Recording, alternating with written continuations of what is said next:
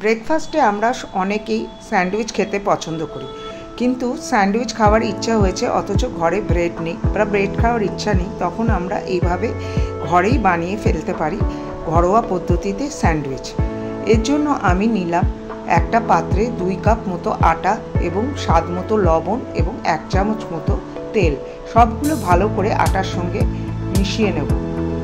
তারপরে অল্প অল্প জল দিয়ে একটা নরম ডো তৈরি করব। যেমন করে আমরা পরোটা মাখি সেই রকমই আমরা একটা ডো তৈরি করব আর রেখে দেব 10 থেকে 15 মিনিটের জন্য রেস্টে। এবার একটা কড়াইয়ের মধ্যে 1 চামচের মতো তেল নিয়ে তার মধ্যে দিয়ে দেবো প্রথমে স্প্রিং অনিয়ন। তারপরে আমি এই সবজিগুলো এক এক করে ওর মধ্যে দিয়ে দেবো। সবজিটা আপনাদের পছন্দ অনুযায়ী দেবেন, আমার কাছে যা সবজি ছিল তাই আমি এর মধ্যে দিয়েছি। তার মধ্যে দিয়ে দেবো একটু স্বাদ মতো লবণ। সবগুলো ভালো করে নেড়ে চেড়ে সামান্য এর মধ্যে দিয়ে দেবো জল, এগুলো সেদ্ধ হওয়ার জন্য। তারপরে মিডিয়াম ফ্লেমে এগুলো একটু সেদ্ধ করব ঢাকা দিয়ে। 5 থেকে 7 মিনিট পরে এই সবজিগুলো ভালো করে সেদ্ধ হয়ে যাবে। তারপর ওর মধ্যে দিয়ে দেবো আমি স্প্রিং অনিয়নের পাতা। সবগুলো ভালো করে নেড়ে চেড়ে যখন জলটা একদম শুকিয়ে যাবে তখন এগুলো ঠান্ডা করার জন্য একটা প্লেটে রেখে দেবো। তারপরে কড়াইয়ের মধ্যে দিয়ে দেবো আমি 1 চামচ বড় চামচের 1 চামচের মতো বাটার। তার মধ্যে দেবো কিছু কুচনো রসুন। রসুনটা একটু ভাজা ভাজা হলে তার মধ্যে দিয়ে দেবো আমি 1 চামচ মতো ময়দা। ময়দাগুলো একটু সোনালি রং হলে এবং সুন্দর গন্ধ বেরোলে তার মধ্যে দিয়ে দেবো আমি 1/2 কাপ মতো দুধ আর ময়দাগুলো খুব ভালো করে আমি মিশিয়ে নেব। যখন ময়দাটা একদম দুধের সঙ্গে মিশে যাবে, কোনো রকম গুটলি থাকবে না, তার মধ্যে দিয়ে দেবো আমি ফ্লেভারের জন্য লবণ আর দিয়ে দেবো pizza pasta sizzling chilli flakes এবং সবজিগুলো, আর লাস্টে দিয়ে দেবো আমি গোলমরিচের গুঁড়ো। সবগুলো ভালো করে নেড়ে চেড়ে একটা জায়গায় রেখে দেবো ঠান্ডা হওয়ার জন্য।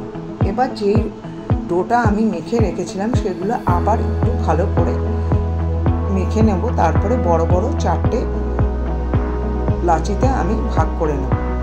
তারপরে একটা লাচি নিয়ে বেশ বড় আকারে রুটির মতো বেলে নেব। রুটিটা একটু মোটা করে বেলতে হবে। তারপরে একটা স্যান্ডউইচ টোস্টার নিয়ে এইভাবে রুটি থেকে পাউরুটির মতো শেপ করে কেটে নিতে হবে।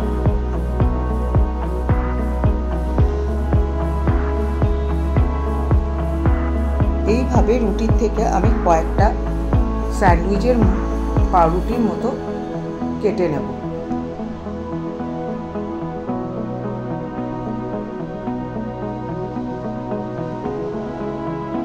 এইভাবে একবার বানিয়ে দেখবেন, খেতে খুবই ভালো হয়। তারপরে একটা তাওয়ার মধ্যে ওই রুটিগুলো এপিট ওপিট করে ভালো করে সেঁকে নেব। ভালো করে ছ্যাঁকার পরে ওর মধ্যে দিয়ে দেবো আমি কিছুটা বাটার দিয়ে এবার ওই রুটির মতো জিনিসটাকে আমি খুব ভালো করে এপিট ওপিট করে দিই।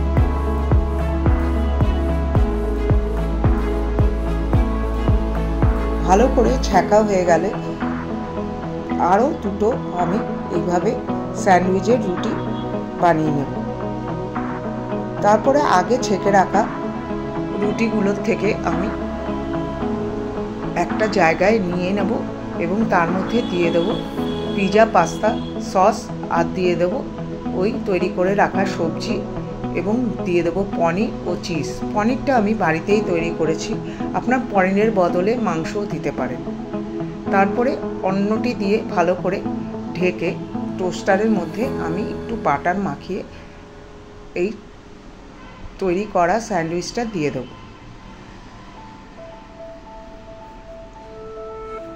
তারপরে একদম লো ফ্লেমে এটাকে এপিট ওপিট করে ছেঁকব। যতক্ষণ এটা তৈরি হচ্ছে আরও দুটো যে আমি স্যান্ডউইচের মতো বানিয়ে নিয়েছিলাম রুটিগুলোকে, সেগুলোকে নিয়ে একইভাবে পিৎজা, পাস্তা, সস, সবজি, পনির এবং চিজ গ্রেট করে দিলাম।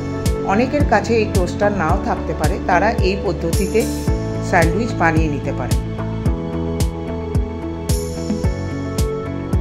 যতক্ষণ এটা তৈরি করছি ততক্ষণে এপিট ওপিট করে ওই স্যান্ডউইচ টোস্টারে রাখা স্যান্ডউইচটা তৈরি করে নেব। তারপরে একটা প্লেটের মধ্যে এটাকে ঢেলে দেব। দেখুন কত সুন্দর হয়েছে দেখতে। আপনাদের আমি কেটে দেখিয়ে দিচ্ছি।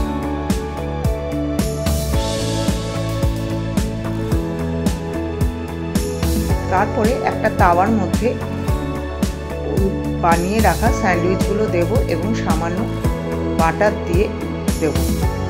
তারপরে ওটা ঢেকে দেব, তাতে চিজগুলো একদম গলে যাবে। দেখুন কত সুন্দর হয়ে স্যান্ডউইচটা তৈরি হয়ে গেছে। আপনারা বাড়িতে সহজেই এইভাবে বানিয়ে নিতে পারেন। দেখা হবে পরের রেসিপিতে, ততক্ষণের জন্য নমস্কার।